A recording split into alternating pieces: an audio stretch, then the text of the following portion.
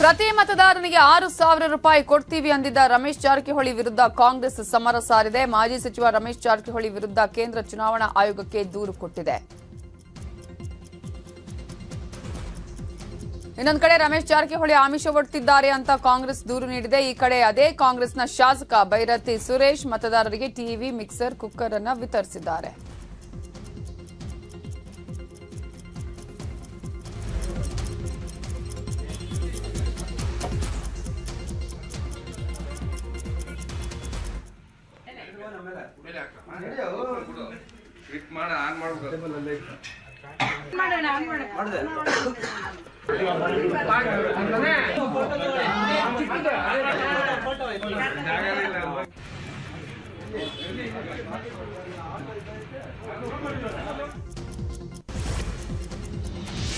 ಹಾಸನದಲ್ಲಿ ಜೆಡಿಎಸ್ ವರಿಷ್ಠರು ಇವರು ಜ್ಯೂಸ್ ಮತ್ತು ಐಸ್ ಕ್ರೀಮ್ ಶಾಪ್ ರನ್ ಮಾಡ್ತಾರೆ. ತಿಂಗಳಿಗೆ 3 ಲಕ್ಷ ಸಂಪಾದನೆ ಮಾಡ್ತಾರೆ.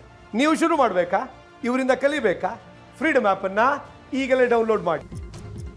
ಯಾರಿಗೆ ಟಿಕೆಟ್ ಕೊಡ್ತಾರೆ ಅನ್ನುವಂತಹ ಪ್ರಶ್ನೆ ಮೂಡಿದೆ. ಇದರ ಮಧ್ಯೆ ಡ್ಯಾಮೇಜ್ ಕಂಟ್ರೋಲ್ಗೆ ಎಂಎಲ್ಸಿ ಸೂರಜ್ ರೇವಣ್ಣ ಭಾವನಾತ್ಮಕವಾಗಿ ಟ್ವೀಟ್ ಮಾಡಿದ್ದಾರೆ.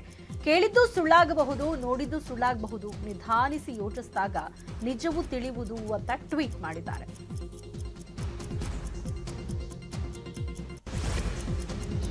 ಸಿದ್ದರಾಮಯ್ಯಗೆ ವರುಣಾ ಕ್ಷೇತ್ರವೇ ಸೇಫ್. ಕೋಲಾರದಲ್ಲಿ ಸುಮ್ಮನೆ ಟೈಮ್ ವೇಸ್ಟ್ ಮಾಡಬಾರದು ಅಂತ ಕಾಂಗ್ರೆಸ್ ನಾಯಕ ಕೆಎನ್ ರಾಜಣ್ಣ ಹೇಳಿದ್ದಾರೆ. ಸಿದ್ದರಾಮಯ್ಯ ವರುಣಾದಲ್ಲಿ ಸ್ಪರ್ಧಿಸಿದ್ರೆ ಒಳ್ಳೆಯದು ಅನ್ನೋದು ನನ್ನ ವೈಯಕ್ತಿಕ ಅಭಿಪ್ರಾಯ. ಒಂದು ವೇಳೆ ಮಧುಗಿರಿಗೆ ಬಂದು ಸ್ಪರ್ಧೆ ಮಾಡ್ತೀನಿ ಅಂದ್ರೂ ಕ್ಷೇತ್ರ ಬಿಟ್ಕೊಡೋದಾಗಿ ಕೆಎನ್ ರಾಜಣ್ಣ ಹೇಳಿದ್ದಾರೆ. ನನ್ನ ವೈಯಕ್ತಿಕ ಅಭಿಪ್ರಾಯ ಸಿದ್ದರಾಮಯ್ಯನವರು ವರ್ಣದಲ್ಲೇ ಸ್ಪರ್ಧೆ ಮಾಡಬೇಕು. ಏಕೆಂದರೆ ಇಲ್ಲಿ ಯತೀಂದ್ರ ಅವರಿಗೆ ಇನ್ನು ಯಾವುದಾದ್ರು ಅವಕಾಶ ಕಲ್ಪಿಸ್ಬೋದು. ಅವ್ರು ಬೇಕಾದ್ರೆ ಇನ್ನೊಂದು ಕ್ಷೇತ್ರ ಬೇಕಾದ್ರೂ ನಿಲ್ಲಿಸ್ಬೋದು, ಇನ್ನೊಂದು ಏನು ಬೇಕಾದ್ರೂ ಮಾಡ್ಬೋದು.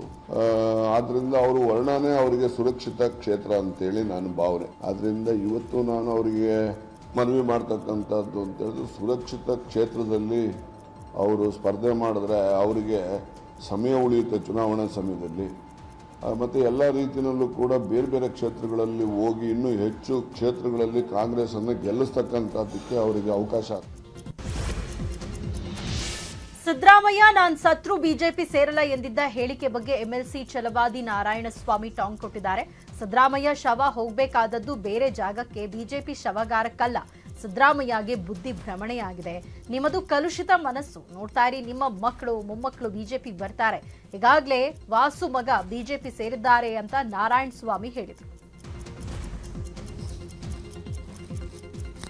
ಸಿದ್ದರಾಮಯ್ಯನವರ ಶವ ಇಲ್ಲಿಗೆ ಬರ್ತದೆ. ಸಿದ್ದರಾಮಯ್ಯನವರ ಶವ ಹೋಗ್ಬೇಕಾಗಿರೋದು ಬೇರೆ ಜಾಗಕ್ಕೆ. ನಮ್ಮ ಪಕ್ಷ ಶವಾಗಾರ ಅಲ್ಲ. ಅವರಿಗೆ ಭವಿಷ್ಯ ಬುದ್ಧಿ ಭ್ರಮಣೆ ಆಗಿದೆ. ಅವರು ಶವದ ಬಗ್ಗೆ ಯಾಕೆ ಮಾತಾಡ್ತಿರ್ತಾರೋ ಗೊತ್ತಿಲ್ಲ. ಕೋಲಾರದಲ್ಲೂ ಕೂಡ ಅವರ ರಾಜಕೀಯ ಅಂತ್ಯ ಸಂಸ್ಕಾರ ಪ್ರಾರಂಭ ಆಗಿದೆ. ಅದರಿಂದಾಗಿ ಅದು ಶವದ ನೆನಪು ಅವ್ರಿಗೆ ಬಂದಿರಬೇಕು. ನನಗೆ ಅನಿಸ್ತದೆ ಈ ಚುನಾವಣೆ ಕೊನೆಯ ಚುನಾವಣೆ ಅಂತ ಹೇಳ್ಕೊಳ್ತಿದ್ರು ಅವರು. ಆದರೆ ಸೋಲಿನ ಚುನಾವಣೆ ಇದು ಅವ್ರಿಗಾಗಿರುತ್ತೆ. ಈ ಪಕ್ಷ ನಿಮ್ಮಂತವ್ರಿಗಾಗಿರೋ ಪಕ್ಷ ಅಲ್ಲ ಇದು. ನೀವು ಬಂದರೂ ಕೂಡ ಈ ಪಕ್ಷದಲ್ಲಿ ಭವಿಷ್ಯ ನಿಮ್ಮನ್ನು ಯಾರು ಸೇರಿಸ್ಕೊಳ್ಳೋದಿಲ್ಲ.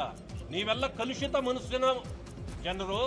ಇವತ್ತು ಈ ದೇಶದಲ್ಲಿ ಮೋದಿಜಿಯವರು ಮಾಡ್ತಕ್ಕಂಥ ಕಾರ್ಯ, ಒಂದು ಉತ್ತಮ ವ್ಯವಸ್ಥೆ ಮಾಡ್ತಿರ್ತಕ್ಕಂಥದ್ದನ್ನು ನೋಡಿ ನಿಮ್ಮ ಮಕ್ಕಳು ಮತ್ತು ಮೊಮ್ಮಕ್ಕಳು ಬರ್ತಕ್ಕಂಥ ಪಕ್ಷ ಇದು. ನಿಮ್ಮನ್ನೇ ತೊರೆದು ಬರ್ತಾರೆ.